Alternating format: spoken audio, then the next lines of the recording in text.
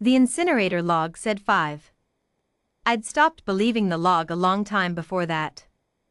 I was mopping the intake corridor at the Hollow Reach Cull station when Ren Bask leaned out of the sorting bay and slid a crate toward me with his boot, the way you'd nudge something you didn't want to touch with your hands.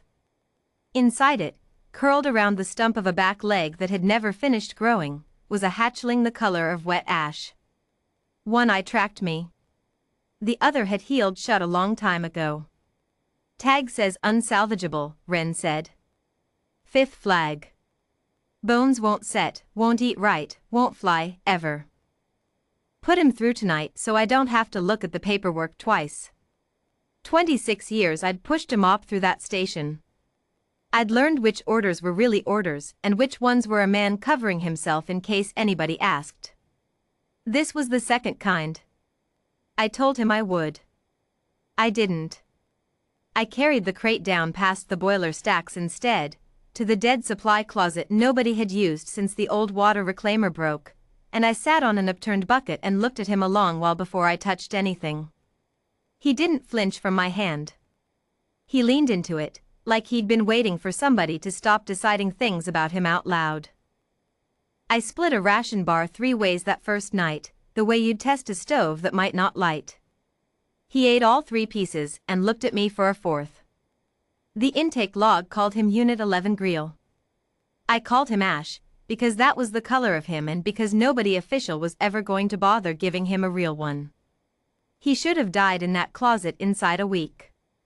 The leg was the obvious thing wrong with him, but it wasn't the only thing. His lungs rattled when the weather turned, and twice in the first month his heart stuttered so hard under my palm I was sure I'd wake up to nothing. He didn't die.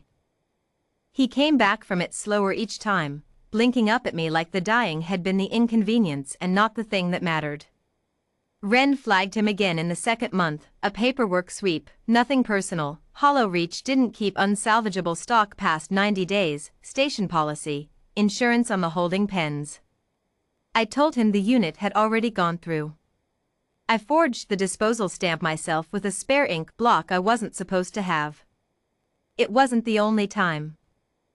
By the end of that first year I'd faked his death on the books 4 separate ways and kept him alive in a closet that smelled like rust and ration bar foil, splinting that ruined leg with strips of packing strap because the clinic wouldn't waste a real brace on a unit that didn't exist anymore on paper.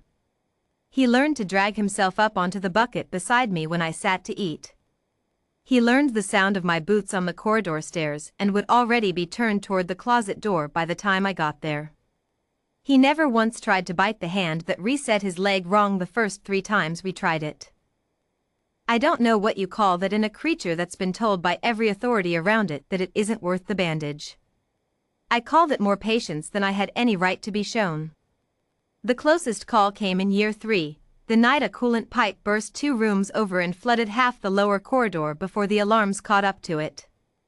I waded in boot deep, found Ash half submerged and too weak from a bad week to climb the shelving on his own, and got him up onto the bucket with water already past my knees.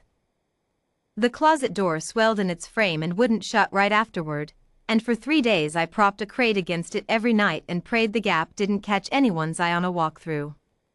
Nobody came. I told myself that was luck. I've since decided it was just nobody else caring enough to look twice at a door that didn't sit flush. 6 years. I want that number to land the way it should. 6 years of a station log insisting a thing was dead while I fed it standing up in a supply closet. 6 years of him outliving every prediction anybody official ever wrote down about him. 6 years of nobody asking why the janitor's water bill on that closet circuit never matched the meter. It was a routine fire code sweep that finally caught it. Not Ren, not Malice, a new inspector named Del Coro doing exactly what the manual told her to do, opening every door on the corridor with a checklist.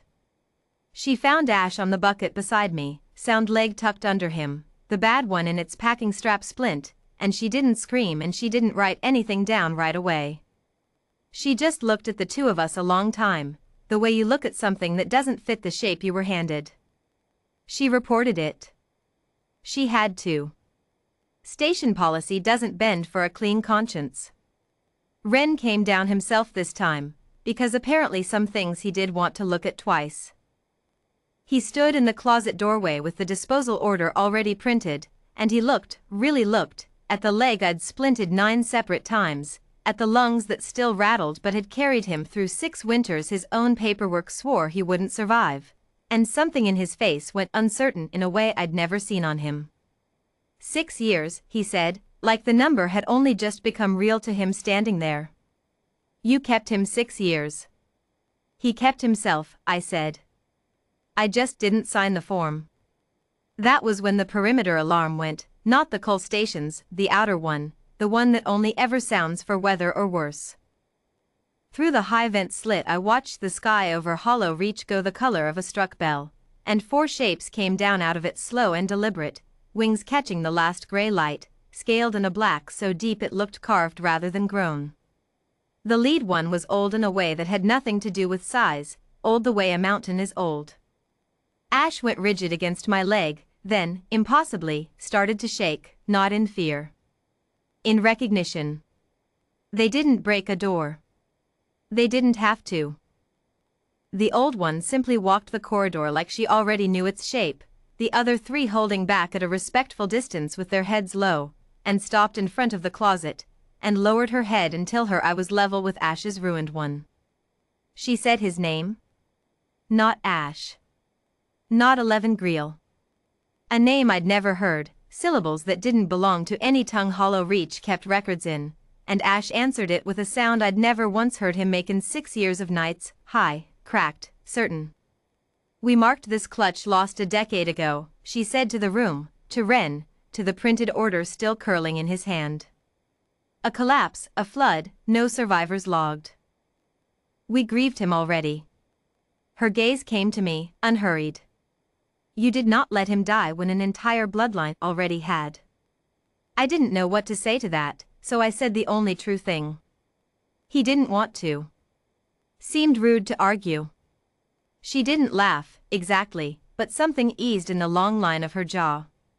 She told Wren the disposal order could be filed wherever such things go to be forgotten, and meant it as a fact and not a threat, and Wren, to his credit, or maybe just to his relief, did exactly that, right there, in front of all of us, and didn't ask for a copy.